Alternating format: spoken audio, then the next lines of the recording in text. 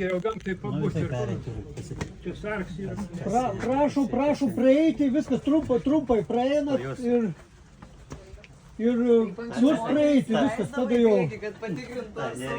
Energija, kad daugiau žinai susigarti.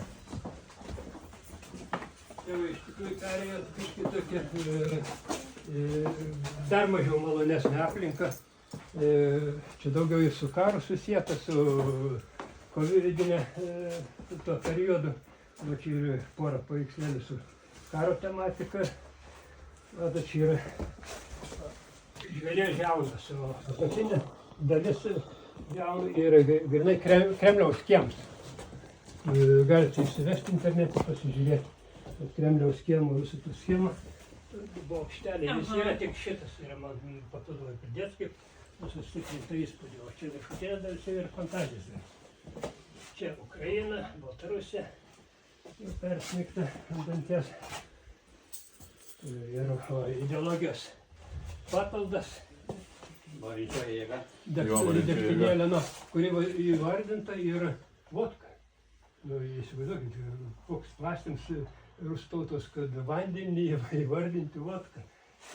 Mada vodka, no. Čia toks jau paprasčiausias brutalus elgesys su tuo vandeniu. Čia yra kita irgi ta pati karinė tematika, putiniuk slovike sulindęs, šunį kažkokį turi, kurio nesumatė, bet tai, iš tikrųjų, būtybė yra pati nelaimingiausia pasaulyje, nors vaidina, kad čia valdo ir nori užvaldyti pasaulio dalį, tai jis, kaip jūs laisvai vaikšto, absoliučiai be jokios baimės, tai šitas vienas nosis iškišti su tiesiog kokio miesto gatve, kada jis vėl praėjęs. Tai yra tragedija, žmogui jis yra kalinys, amžinas kalinys. Tai kad didžiuotis kažkom, kad gali būti prezidentas, bet jis yra padėti tokioj, kur neatsimenu Lietuvai. Jo. Taip, čia biški. Čia galite daryti dar. Jo, girdėjai.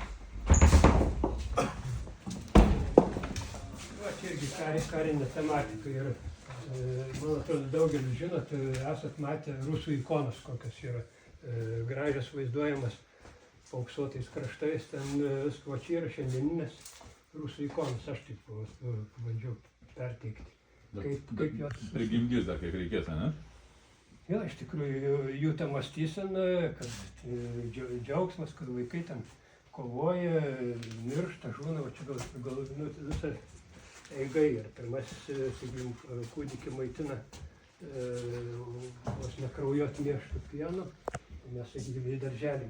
Darželį jie vaidina ten tankais, lėktuvais apsirengę, tokia ideologija brūdina, kad čia jau antras, jau kareivių ruošiamas, vietoj aureolės, dūmas.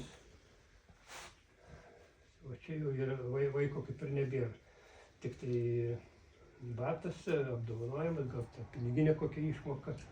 Ir aišku, ne visos jos ten laimingos moteriškas savo paukojusius tos vaikus, bet didžioji dalis, jeigu Rusija visiškai nekyla, joks bruzdėjimas, jokio sukilimų nėra, tai rodo, kad juos tenkina to parazito vadovavimas. Mėginamas. Skau, čia sekantį kartą ilgesnėje ekskursijai.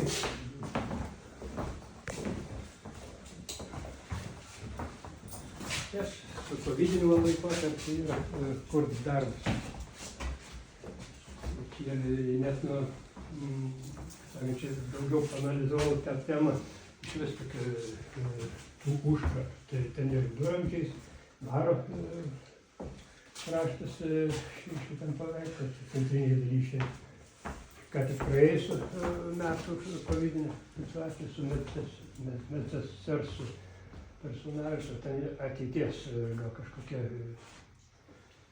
kažkokios tų užkratų mutacijos galimas.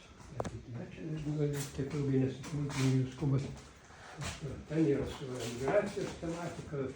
Ir kai aš tapau šitokius kūrinius, kurie yra, sakykime, kažkokie pasaulyje vykstantys reiškiniai. Tai jie salonas tai tikrai netinka. Bet, o tai verta man nusileisti kitų saloninių dalykų, kad tokie įvykiai vyks. Tai savo gyvenimo problemą spręsti, kiekvienam yra rūpestis toks. Bet praleistos momentus, kai kažkas vyksta ir jeigu absoliučiai niekas nefiksuotų, po kokių kelių šimtų metų dar nelabai pažinsim tų savijautų, tų menininkų, kaip jie gyvena. Tai dėl to taip ir... Pavadinimą pasakyk šito paveikslo. Tai yra neplanuotas senosios Europos neštumas. Tai tie emigrantai savotiškai kaip ir tiesiog naujas kažkoks darinys atsiradęs Europai su to savo tikėjimu, musulmonišku, iš tikrųjų griauna, arba tą Europos Sąjungos sistemą ir čia ir pavaizduota, kaip nutapau tą portretą moters, tik paskui kažkaip žiūriu, kai labai panaši į Merkel, tą buvusi kanclerį. Nors ne idealiai, bet tas pats kaip su Šarkanausku, be jokių nuotraukų, bet pasąmonėj tūno kažkas tai tokio nepasitenkina. Ir kažkas taip tiesiog paskatint ranką padaryti tai, ne tai, ką gal, dar iki galvos nedarė, o ranką jau dar tapo kažkokio prezidentį, kur paskui žiūrėjau, tikrai, jinai atsirado.